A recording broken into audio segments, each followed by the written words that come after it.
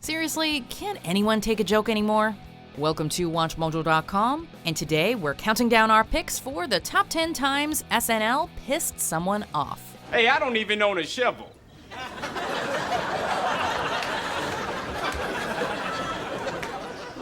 Then what's that? Before we begin, we publish new videos every day, so be sure to subscribe for more great content. For this list, we're looking at a handful of Saturday Night Live skits that annoyed, angered, or disappointed someone or an entire group. Whether the joke was funny is irrelevant. I mean, the Pope's probably forgiven her already. I mean, he forgave that guy that shot him, right? Number 10. President Trump airs his grievances via Twitter. Just retweeted the best tweet. I mean, wow, what a great, smart tweet. It's a never-ending cycle. SNL and Alec Baldwin mock Donald Trump during a skit, prompting the president to rage on Twitter. In turn, this provides SNL material for a future sketch, ensuring they never run out of jokes to make at Donald Trump's expense. Tell me about your Twitter bio. It says liberalism is a mental illness. Whoa, I just got retweeted. Eventually, this cycle went meta, resulting in Donald Trump blasting SNL on Twitter about a skit making fun of how Trump uses the platform. Apparently, the joke went over the president's head, and Alec Baldwin is probably not going to be out of a job anytime soon. Actually, that's not why I do it. I do it because my brain is bad. But I promise I'm done retweeting. I'm ready to buckle down and get to work. Number 9. Adrien Brody goes Jamaican. You know, Rastafari, you got the whole family in the house, After winning an Oscar for his fantastic turn in Roman Polanski's The Pianist, Adrien Brody seemed to try everything in his power to squander that momentum. Me got Sean Peter, you got Sean Paul, you got Sean Mary, you got Sean John. Besides giving Halle Berry an impromptu kiss at the Oscars, the talented actor's improv skills were called into question on Saturday Night Live. While hosting a 2003 episode, Brody donned fake dreadlocks and tried out a Jamaican accent before introducing reggae musician Sean Paul. I gotta give a big up, enough respect to dancehall players, And like Sean John! Brody has yet to re-host SNL, suggesting that Lorne Michaels was far from impressed. Number 8. When Down syndrome was the punchline. You know what this song reminds me of? What? My dad. Humor works best when it's at the expense of someone else. So, over the years, Saturday Night Live has poked fun at nearly everyone. Still, why Down syndrome? He was running in the grass and chasing squirrels.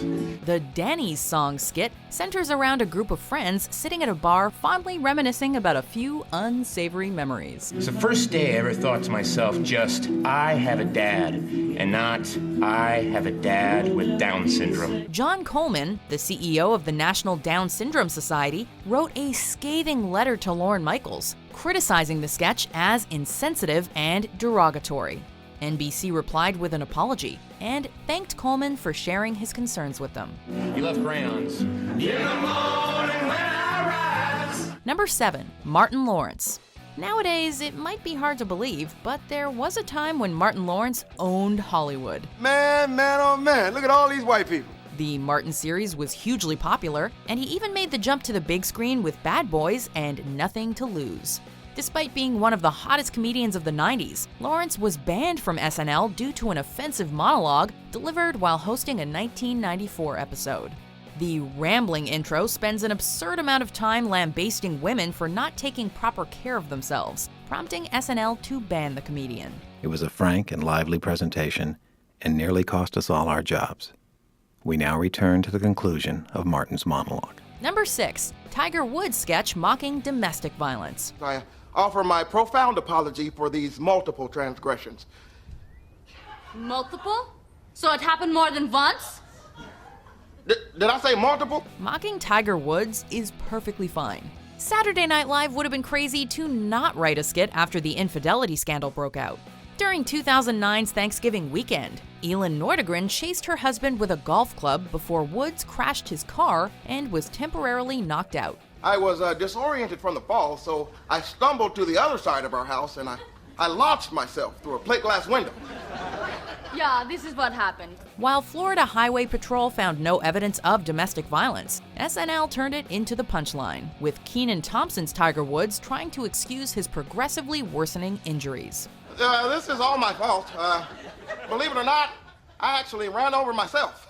The sketch was criticized for suggesting that domestic violence is funny when the husband is the victim. So, this time I have a prepared written statement, which I shall stick to. Number 5. David Spade mocks Eddie Murphy's career.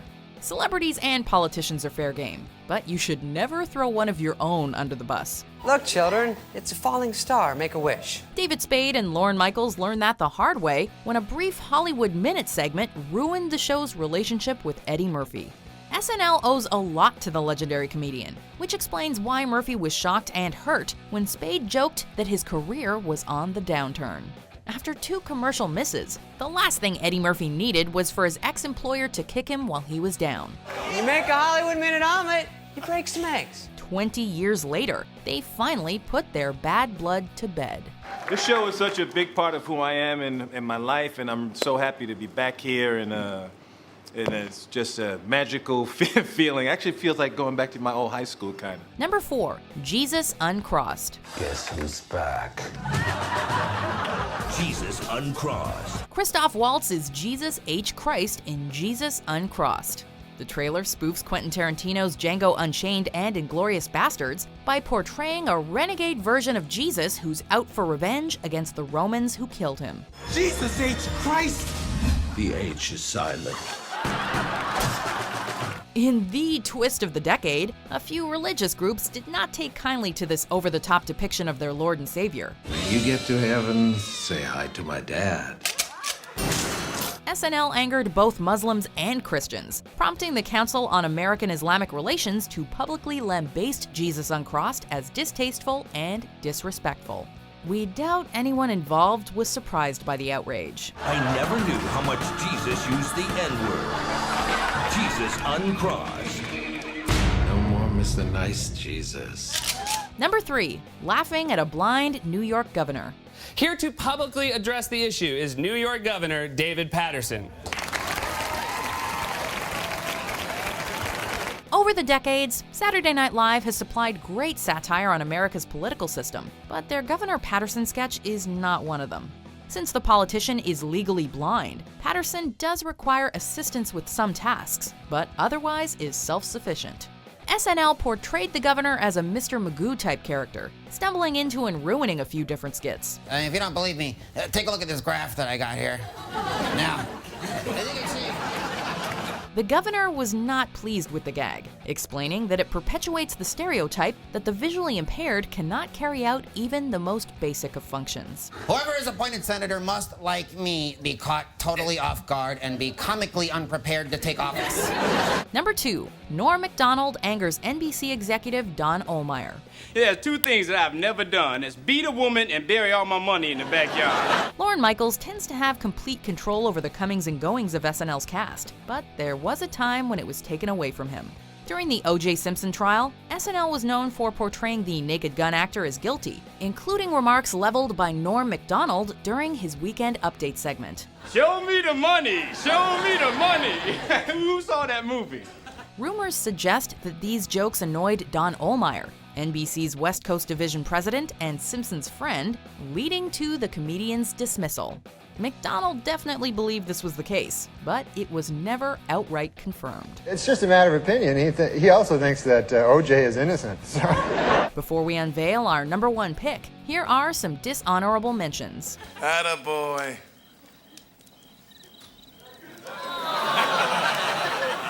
What if I do a free commercial for Ivanka's shoes? Live on air.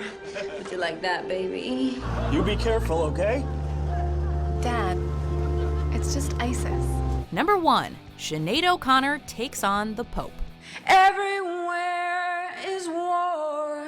Even after all these years, this still easily stands out as Saturday Night Live's most infamous moment. Sinead O'Connor had already garnered a reputation as a musician who's willing to rock the boat, but that was taken into overdrive in 1992. After performing a cover of Bob Marley's War, the singer tore up a picture of Pope John Paul II while demanding that people fight the real enemy. Fight the real enemy! The moment did not help O'Connor's career, and Joe Pesci jokingly threatened physical violence during the next SNL episode. I would have grabbed her by her eyebrows. Do you agree with our picks? Check out these other great clips from WatchMojo and subscribe for new videos every day.